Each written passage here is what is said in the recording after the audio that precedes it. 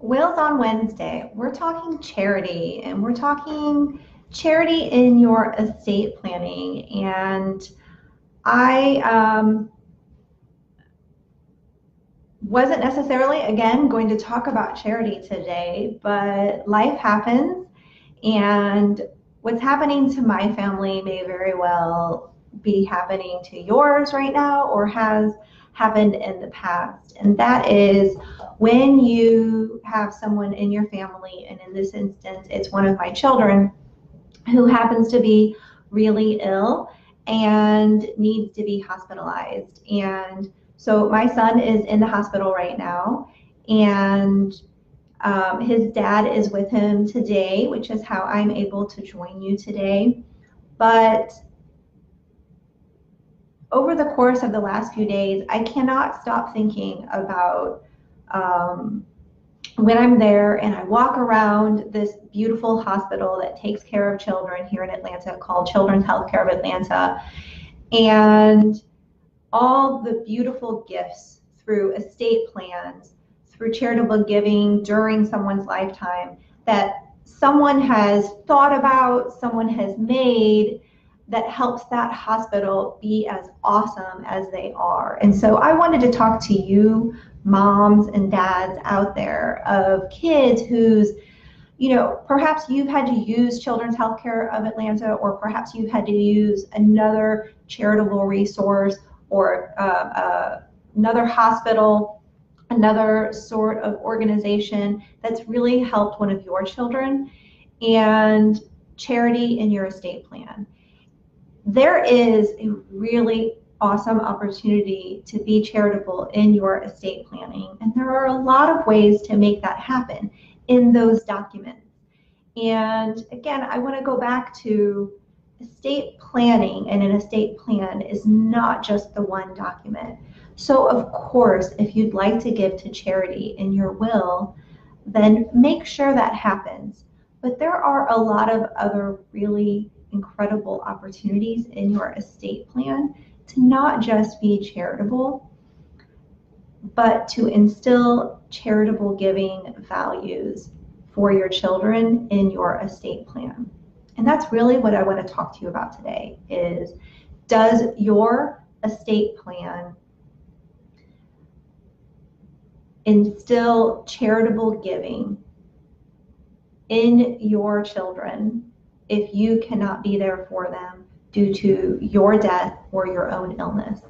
And as I walk and have walked over the last several days around Children's Healthcare of Atlanta, I've just seen so many different ways in which these individuals who gave, and they're highlighted on memorial plaques and really incredible and unique ways they're memorialized at this beautiful facility.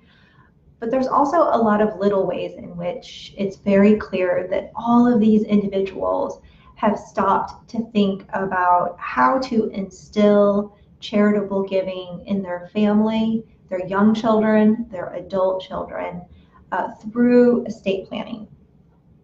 So specifically, I want to talk to you about how to instill charitable giving in your children if you cannot be there due to illness or due to your death.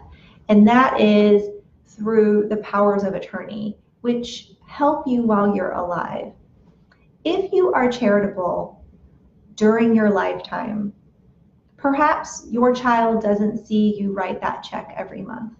Perhaps it's to your church. Perhaps they don't see you tithe, or perhaps they don't see you write that check, or they don't see the automatic debit coming out of your account.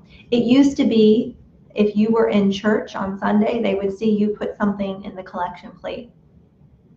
But now, with our age of technology, our children may not be seeing our charitable contributions nearly as much as perhaps they used to see it, physically going into the collection plate, or physically getting written out and put in the mail. Perhaps it's automatic. And perhaps you as a parent don't even realize that your children are not seeing that happen. And so one of the ways through your estate planning that you can educate them of what you've done during your lifetime is if you have a power of attorney and if your adult children are named in that, and you wish to continue giving to charity during your lifetime, you can make that happen in your power of attorney. But if you don't specifically talk about it in your power of attorney, then it may not happen, and your children might not realize how charitable you were during your lifetime and how important it was to you, and how maybe they need to stop and think about it during their lifetime, and whether or not they should instill charitable planning in their own lives, or in charitable giving in their own lives. And so charitable planning and charitable giving can happen through your powers of attorney, through your financial power of attorney explicitly. Another way that your estate plan can instill charitable giving in your family, in your children, is in your will or trust, if you have a trust. And those documents typically will talk about charitable giving after you've passed away. I've created estate plans for families where they ask their children in the trust document itself to be charitable during their lifetime. And they even set aside a certain amount of money to be charitable. And they instill in their children the importance of charitable giving. And it doesn't have to be religious charitable giving. It could be humanitarian. It could be environmental. It could be in many ways. But many parents that I've worked with have stopped to think, if I can't be there for my children, I want them to know how important charitable giving is and works of service is to our family, and how we hope that as an adult, they continue that tradition and have that value instilled in them. And so we build estate plans for moms and dads to continue parenting and continue instilling that important value of charitable giving to their children, even if they can't be there. So this morning, on the day that I truly hope that my son gets released from CHOA, which is what we call it here in Atlanta,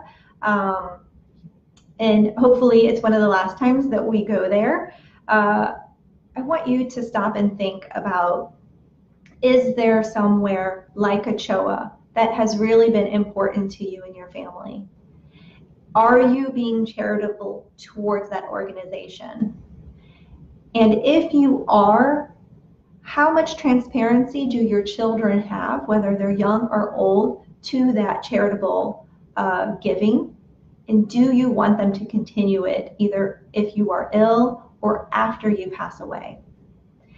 And if they're really young, if they're under the age of 18 and you're still parenting them through, growing up and instilling values, if you can't be there to instill those values in your children, does your estate plan help you instill those values? And to be very clear, your estate plan, your will, your trust, and your powers of attorney can continue to instill those values if it's written correctly, if it's written with intention, and if it was something that was asked of you during the planning process.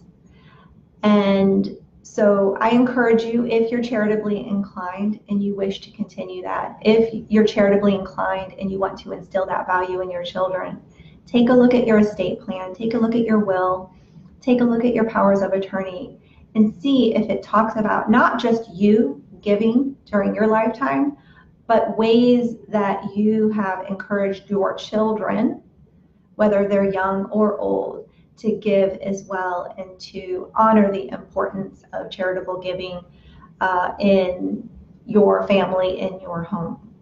So thank you for joining me this morning. Wills on Wednesday, talking charitable planning, charitable giving in your estate plan. If you have questions about how you'd like to instill charitable planning and the importance and value behind charitable giving in your estate plan, then reach out to us here at Atlanta Wills and Trust Law Group. We can be reached at 770-508-6525, or you can reach out to us at team, T-E-A-M, at Refecalaw, Law, that's R-E, F as in Frank, E-C-A-L-A-W.com.